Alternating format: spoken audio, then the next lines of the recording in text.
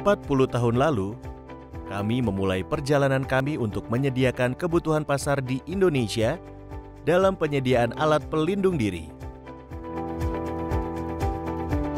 Seiring meningkatnya permintaan akan alat pelindung diri dari berbagai industri di pasaran, kami mendirikan badan usaha dengan nama PT Berkah Niaga Dunia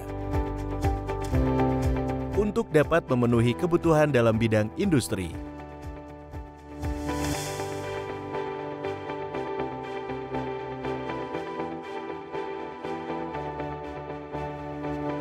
Visi kami adalah menjadi pemasok alat pelindung diri terkemuka di Indonesia yang menyediakan produk-produk bertaraf internasional sehingga dapat meningkatkan kesehatan dan keselamatan di lingkungan kerja dalam berbagai bidang industri.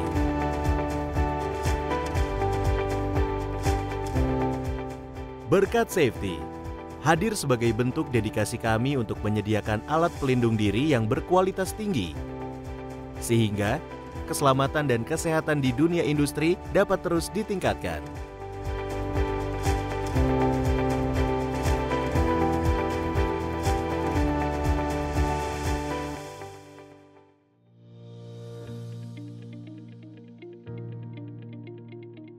Aku mau nanya nih kok, biasanya kendala apa sih kok yang sering terjadi di perusahaan Koriki sekarang? Ya, jadi kan seperti saya bilang tadi, karena saya di kantor cabang, jadi kita kan pasti ada kendala yang sering terjadi itu yaitu miscommunication antara kantor pusat sama kantor cabang ini. Jadi seperti untuk DO, invoicing itu sering kali karena sering dibawa dari kantor pusat dibawa ke sini, dari sini dibawa ke kantor pusat untuk dilaporkan, jadi itu sering banget miss gitu. Misalnya kita terima 5 DO, ternyata di sana nanti cuma terima 4 gitu. Sering selisih karena kan dibawa oleh driver gitu. Oke, menarik nih kok. Nah, kalau dari job desk Koko sendiri, itu gimana sih caranya Koko menghadapi kendala tersebut kok? Ya, jadi kita biasanya kalau kendala untuk DO invoice yang kita terima, yaitu kita mengakalinya dengan tanda terima. Jadi setiap DO yang mau kita keluarkan dari kantor cabang ke kantor pusat atau sebaliknya, itu harus ada tanda terima terlebih dahulu. Jadi kita bisa lihat ada recordnya secara hard copy, siapa yang terima, waktunya kapan, dan berapa banyak yang dia terima. Jadi kita bisa trackingnya itu lebih cepat pada saat dibutuhkan. Oke. Nah, Koriki kan sebagai branch manager di Cikarang nih ya kok, cabang Cikarang ya. Nah, gimana sih cara Koko memimpin cabang tersebut kok? Ya, kita sih untuk cabang untuk saya sendiri memimpin untuk ke pegawai-pegawai lain ya, kita sih intinya bekerja sebagai tim sih. Jadi kita nggak terlalu mengutamakan jabatan segala macam. Yang penting kita bisa menyelesaikan suatu masalah dengan cepat dan juga jelas gitu. Itu aja sih. Oke, berarti teamwork ya kok ya yang diutamain kok ya? Iya betul, yang diutamakan itu. Oke, selanjutnya akan dilanjutkan oleh Taufan. Oke, terima kasih Jeremy. Pertanyaan pertama dari saya, bagaimana caranya perusahaan Koriki ini bisa menghadapi serta menyesuaikan perubahan, terutama di saat pandemi saat ini nih kok. Ada nggak sih penerapan WFH atau masih ada WFO kok, kalau boleh tahu? Ya, selama pandemi sih kita ngikutin pemerintah ya. Jadi kayak WFH kita ya 50%, untuk WFO juga 50%, itu pun bagian-bagian tertentu yang tidak bisa di WFH kan. Contohnya bagian delivery, terus bagian-bagian kolektor, itu kan nggak bisa kita WFH kan. Oke. Untuk pertanyaan terakhir dari saya nih kok, mungkin masih berkaitan nih sebetulnya. Bagaimana caranya biar hubungan antar karyawan tetap terjalin, terutama saat pandemi ini? Jadi kita itu ada Zoom meeting setiap minggu, itu menyampaikan kendala-kendala yang sudah dihadapin selama seminggu yang lalu yang sudah kita lewatin. Itu kendalanya apa aja, terus kita coba evaluasi sama-sama supaya tidak mengulang kesalahan yang sama gitu. Oke, nambah insight banget nih kok. Oke kok, terima kasih atas jawabannya. Untuk selanjutnya, teman saya Carolina ingin berbincang-bincang lebih lanjut sama Ko Riki. Terima kasih kok. Oke, halo Ko Riki, selamat sore. halo. Yang saya dengar dari pembicaraan tadi kan Koko sebagai kepala cabang ya Ko ya, benar ya? Atau Ya, branch betul. manager ya? Betul. Nah, gimana cara Koko membangun image di mata konsumen sebagai representatifnya Cikarang gitu? Boleh Ya. dijelasin mungkin? Dengan cara kita membagikan ilmu sih.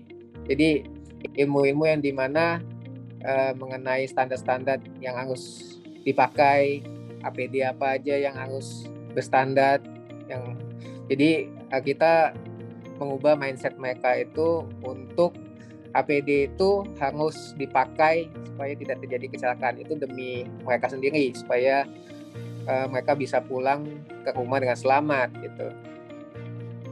Oke, berarti membangun image dengan cara kasih consumer knowledge lah ya, supaya mereka lebih aware lagi sama keselamatan di dunia kerja. Betul. Nah, sebagai branch manager nih Ko, ada nggak sih apresiasi tertentu yang diberikan perusahaan ke Koko yang dirasa kayaknya ini oke deh untuk istilahnya menghargai kinerja Koko selama ini? Setiap tahun juga kita diberikan reward jika mencapai target-target tertentu. Jadi kita ada beberapa segmen yang harus kita capai seperti new business, terus brand-brand yang kita punya itu penjualan tertinggi segala macam. Nah itu ada di perusahaan, dan juga untuk setiap bulannya kita juga ada komisi juga yang dibagikan dari setiap penjualan yang kita telah hasilkan. Oke, kalau gitu berarti memang perusahaan sangat mengapresiasi segala bentuk usaha karyawan yang dilakukan ya Ko ya, kalau kayak gitu ya. Betul. Iya, kalau kayak gitu. Oke deh Ko.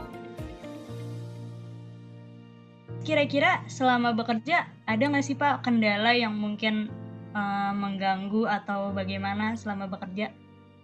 Karena kita di cabang, jadi kita nggak bisa bikin faktur pajak. Otomatis yang bisa bikin faktur pajak yaitu di pusat. Nah, paling kendalanya di situ sih.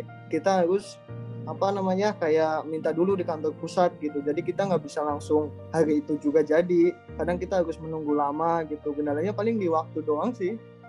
Waktunya jadi lama gitu. Pertanyaan selanjutnya, kira-kira apa sih Pak hal terpenting yang ngebuat Bapak jadi termotivasi untuk masih mempertahankan bekerja di perusahaan ini? Saya yang pertama bekerja mencari pengalaman, kemudian yang kedua saya kan sekarang kerja di bagian penjualan ya. Menurut saya kalau di bagian penjualan cukup menarik juga sih. Sekarang kan saya posisi menjadi admin. Siapa tahu kalau saya lebih mendalamin, saya pelajarin lebih lanjut lagi, mudah-mudahan bisa jadi marketing juga gitu loh. Harapan saya ke situ. Saya mau nanya nih Pak Budi. Iya. Apa aja sih benefit yang udah Bapak Budi dapatkan selama bekerja di perusahaan ini? Kalau untuk benefit saya di sini yang pertama saya dapat gaji pokok ya. Kemudian yang kedua saya dapat uang makan. Biasanya uang makan juga kita dibagi setiap mingguan. Setiap minggu kita dapat uang makan gitu setiap hari Jumat. Kemudian kayak tunjangan, paling untuk tunjangan BPJS ya. Kita dapat itu aja sih. Kemarin kan tahun 2020 semua orang pekerjaan kantoran itu maupun di perusahaan memakai sistem work from home ya. Iya. Sama dengan sistem ini ada kendala nggak Pak Budi? Namanya penjualan, otomatis kita bisa aja kita proses, misalnya kita dapat PO nih, kita proses di rumah. Nah cuma kan kayak barang-barang segala macam kan ada di office, jadi kita nggak bisa ngeluarinnya gitu loh. Jadi kita semuanya bisa cuma tertumpuk gitu aja. Jadi nggak bisa 100% kelar sih kalau menurut saya untuk WFH. Oke deh Pak Budi, mungkin sekian sih pertanyaan dari saya. Makasih ya untuk waktunya. Maaf nih kita mengganggu waktu kerjanya. Sehat selalu ya Pak Budi. Oh iya, sama-sama. Kalian juga tetap jaga kesehatan ya di masa kayak gini.